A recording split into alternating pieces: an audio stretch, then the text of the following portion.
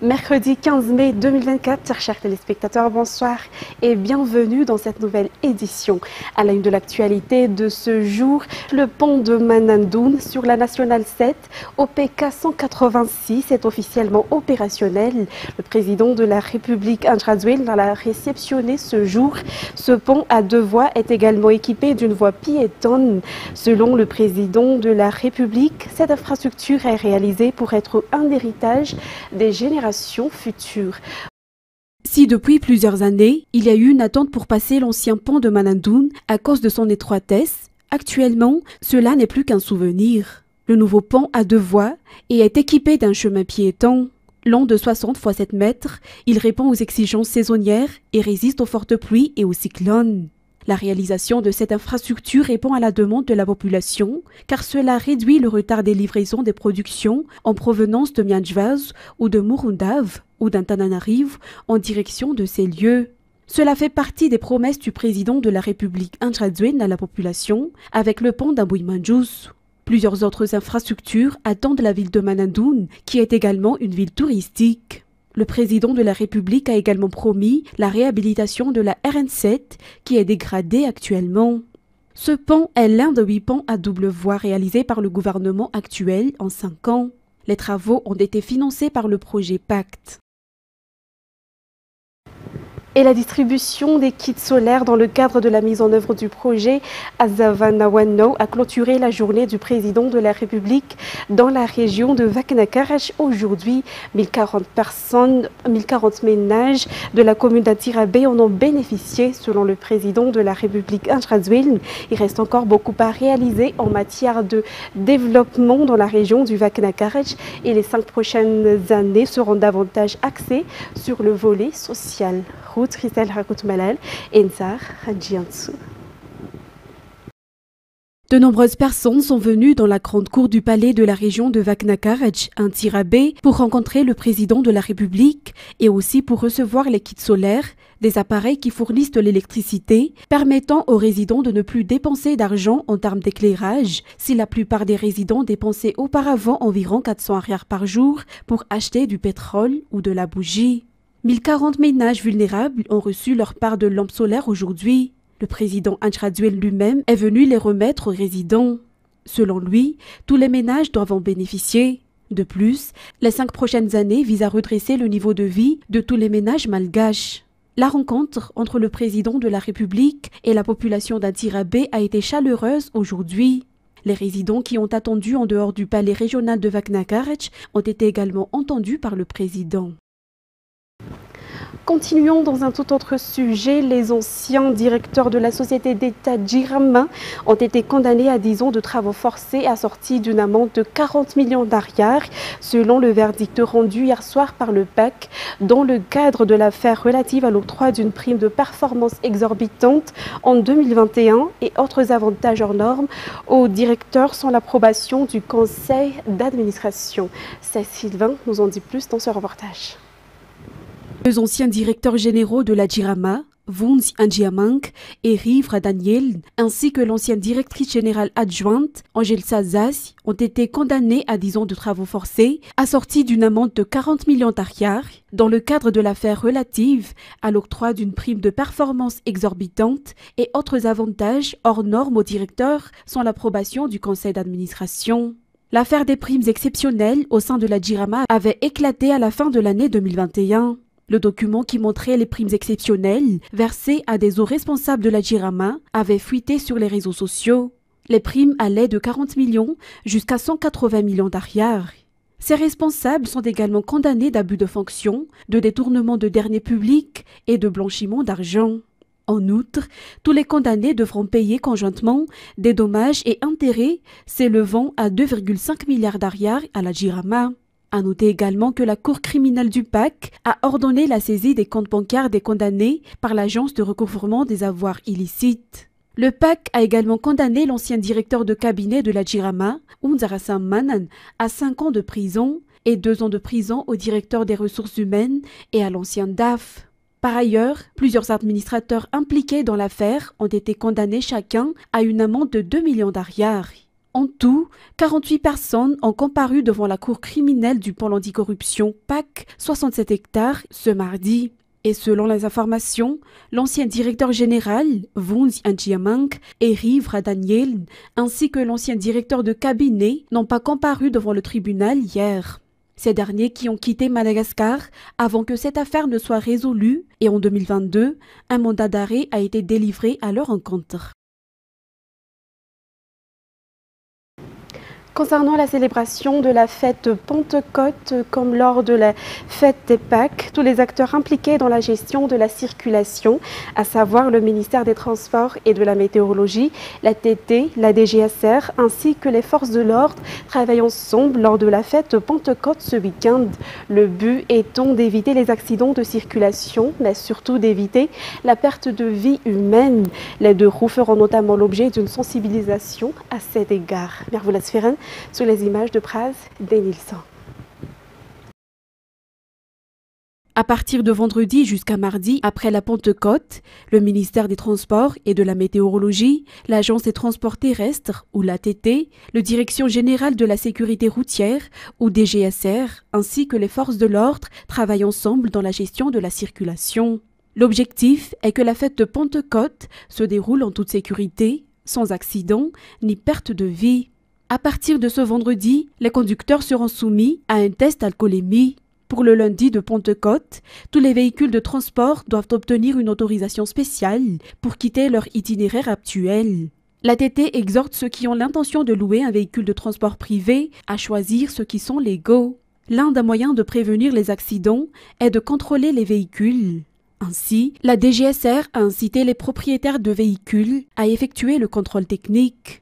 Il y a déjà eu des contrôles effectués par la DGSR depuis 12 jours et cela sera renforcé en cette période de fête. Les DGSR de toute l'île seront également ouvertes samedi matin.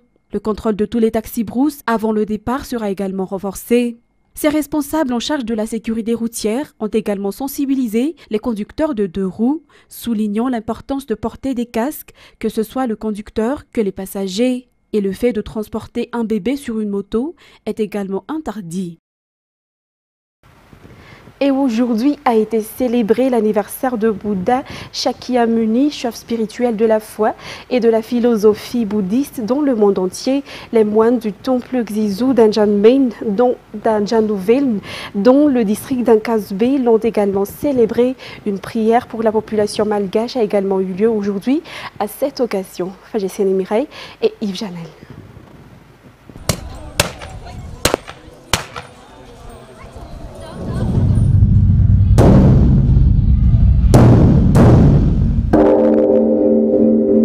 L'anniversaire du Bouddha Shakyamuni est célébré dans le monde entier le 15 mai. Ce dernier, qui était une personnalité, un chef spirituel important pour la croyance et la philosophie du bouddhisme. Il est né en Inde il y a environ 2500 ans. Les moines au temple Xizu d'Anjanvale, dans le district d'Ankasbe, ont marqué aujourd'hui son anniversaire à travers un culte sous la conduite du grand maître Shiwul. À cette occasion, il a également eu une prière pour la population et la nation malagasy. Ce monastère, Sisanjanvale, est ouvert à tous et sa visite est totalement gratuite. Ce temple, reflet de la culture chinoise, est situé à 45 km de la capitale. À noter que son moine réside au sein du temple Xizu d'Anjanvale. Ils s'y sont établis en 2019. Ils jouent de la musique pour partager la paix et l'amour. Par ailleurs, ils aident la jeunesse malagasy en leur fournissant des emplois ainsi que les agriculteurs locaux à travers la consommation des produits de ces derniers.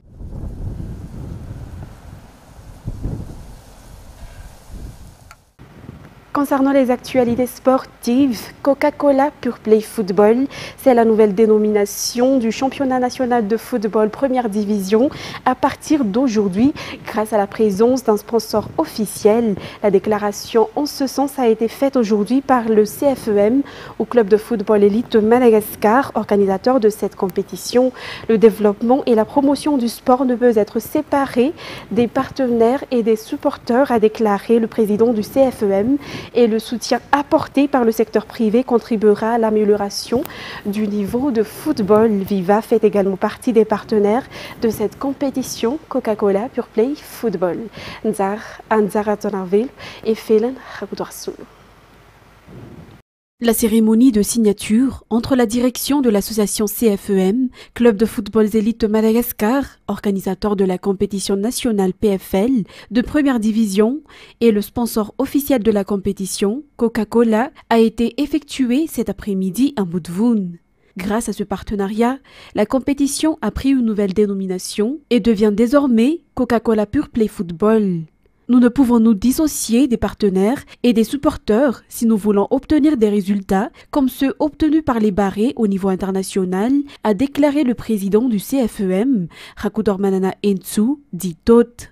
Ce produit portant le nom de la compétition n'est qu'un sponsor et ne participe pas à la préparation et aux détails techniques de la compétition selon les explications.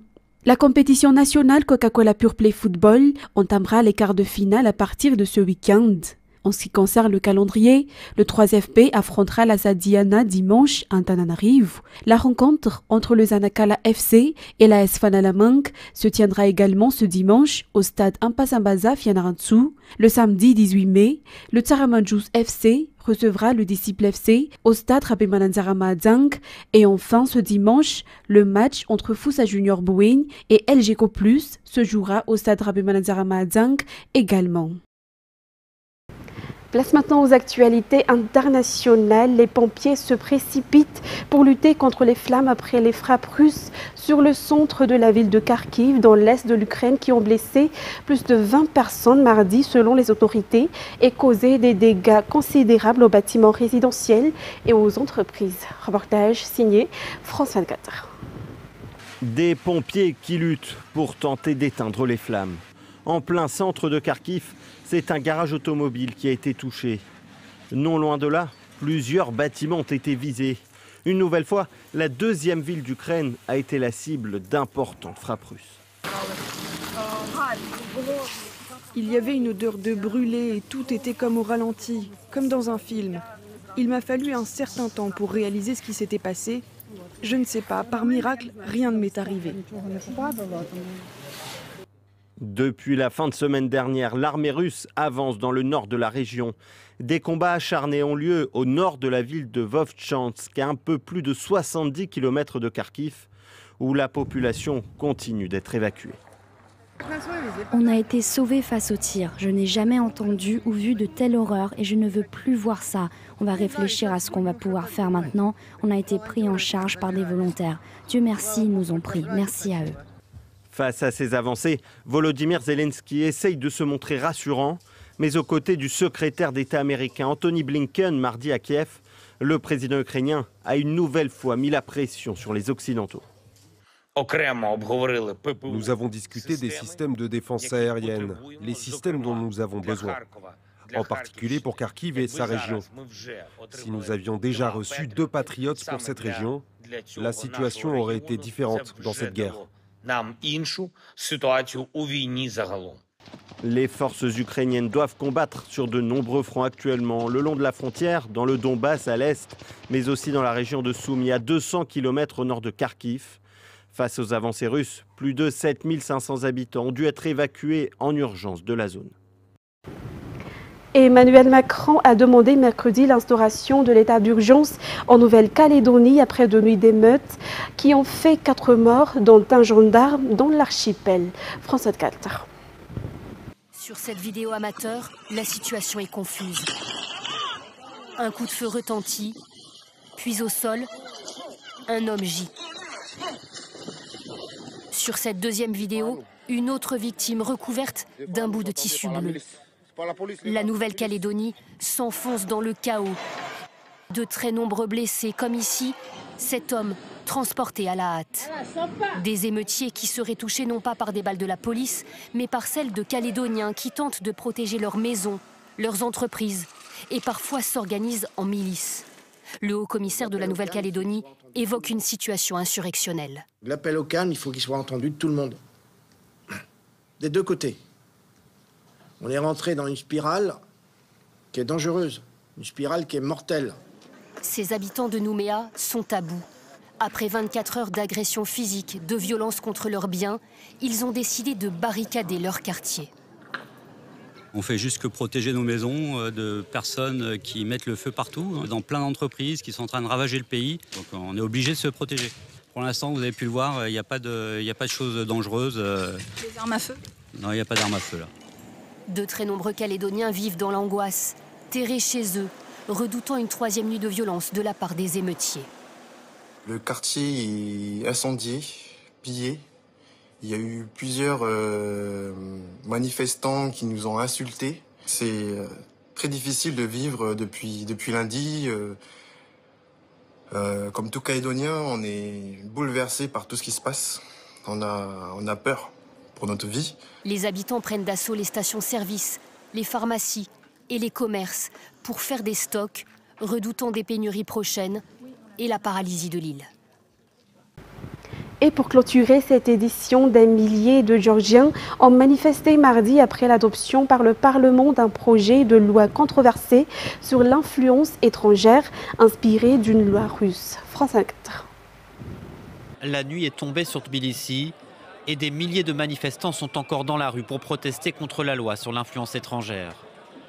Conscients que la Géorgie est à la croisée des chemins, ils affichent leur détermination. Nous manifesterons jusqu'au bout parce que nous aspirons à rejoindre l'Union européenne et nous voulons nous servir de cette opportunité historique d'élargissement en 2030. Donc ce combat est pour nous quelque chose de très important et il ne va pas s'arrêter. Nous nous battrons jusqu'au bout. Quelques heures plus tôt, l'adoption du texte en 3e lecture a tourné au pugilat au sein du Parlement. Coups de poing, jets de livres, la scène incarne les tensions à l'œuvre dans le pays autour d'un texte directement inspiré d'une loi adoptée en Russie il y a plus de 10 ans. C'est à une très large majorité que les députés géorgiens l'ont adopté. Chère jeunesse, rien ni personne ne peut arrêter le développement de notre pays. Désormais, les ONG et médias financés à plus de 20% par l'étranger devront se déclarer comme organisation poursuivant des intérêts extérieurs. Le gouvernement pro-russe risque de s'en servir pour museler la liberté d'expression, comme l'a fait le Kremlin ces 10 dernières années. Les opposants au texte sont minoritaires au Parlement. Des députés pro-européens qui peuvent compter sur le soutien des manifestants mobilisés depuis 1 mois malgré la répression policière. Alors que l'ancienne République soviétique du Caucase est candidate à une adhésion à l'Union européenne depuis décembre 2023, Bruxelles a qualifié le texte de grave obstacle pour la perspective européenne de la Géorgie. Mesdames et messieurs, c'est la fin de cette édition. Nous vous remercions de votre fidélité. Rendez-vous demain pour de nouvelles actualités. Au revoir à tous.